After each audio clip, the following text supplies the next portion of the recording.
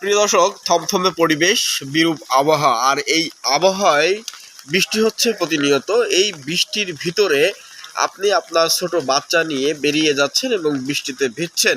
আপনার শরীরের কন্ডিশন কিন্তু রোগ প্রতিরোধের জন্য পারফেক্ট হতে পারে, কিন্তু আপনার যে ছোট্ট বাচ্চা, যার বয়স 2 বছর, 3 বছর অথবা 5 বছর, এর শরীরের কন্ডিশন অর্থাৎ রোগ প্রতিরোধ করার ক্ষমতা কিন্তু একেবারেই কম।